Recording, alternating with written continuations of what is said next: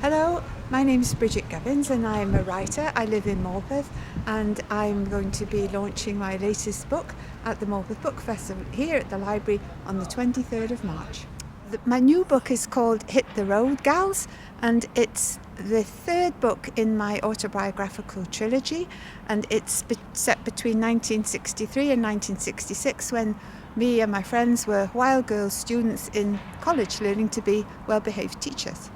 I believe it's not actually written under the name that people know you by. Well, I didn't write this one or the other two under my name, Bridget Gubbins, because I had a feeling I wanted it to be about my childhood and my earlier life, and so it feels right to use my pre-marriage name, which is Bridget Ashton. Tell me a bit about the times that the book was set in. Okay, well, it was set in the 1960s, 1963 to 66 to be precise, and in those days our college was an all-girls college.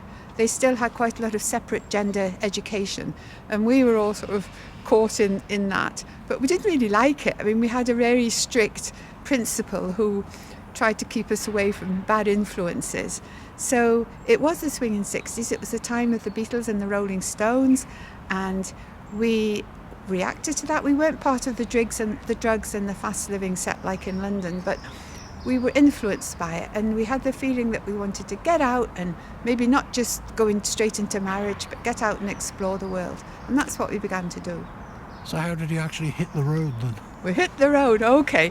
Well, we learned to go out on the road. We didn't have maps, and we certainly didn't have anything like modern young people have with GPSs and things. And we would buy a sixpenny road map from the garages, and then we were in Hereford, so then we would say we were going to South Wales. We'd look for the A497, whatever it was, get out of town on that road and just smile charmingly at the approaching drivers and hope for lifts, and that's how we found our way around. At first we were a little bit hesitant, but we learned to be pretty good at it over time. And was it a dangerous pastime? Well, you know, we weren't supposed to do it, and our principal called us in one day and said, you know, this is absolutely not right. I'm in loco parentis, I'm in charge of you instead of your parents, and you mustn't do this. And she tried to get us to get permission from our parents, and I was the only person amongst my student friends whose mother would actually give us that permission. So I got a little note, and my friends were all jealous, and so I was officially allowed to. The others weren't, but we still did it. Your parents must have been very understanding. My mother, I think she knew that I would do it anyway, so she might as well give me the note, yes. And I asked, was it dangerous at all, particularly when you ventured into Europe?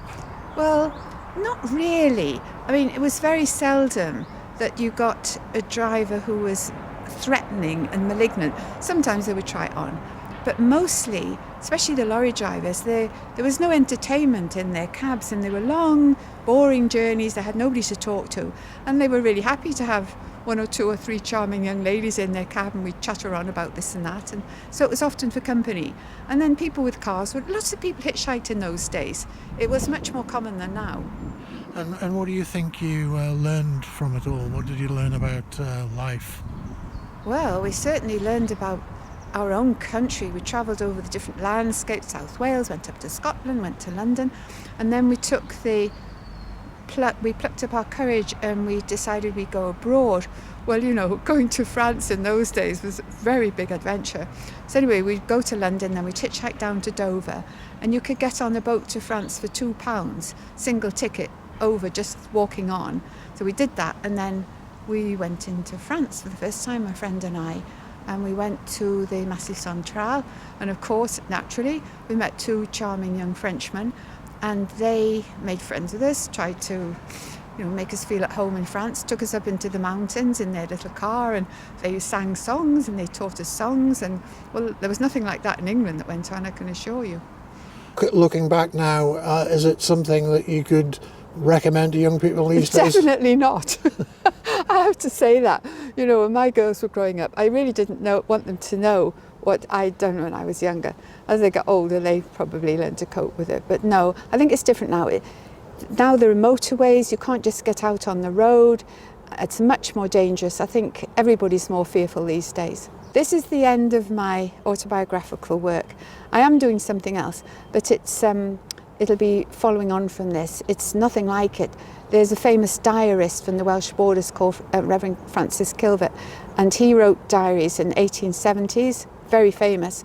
And I also have my mother's diary from 1953 when she was bringing the children up, me and my brothers and sisters, and that's in Hay-on-Wye in the town of the bookshops. So I'm doing a sort of comparison of the two diaries and popping lots of contemporary photographs in, and it's a different kind of thing altogether, but I'm much enjoying it. But you're looking forward to the book festival? Oh, yes, I am.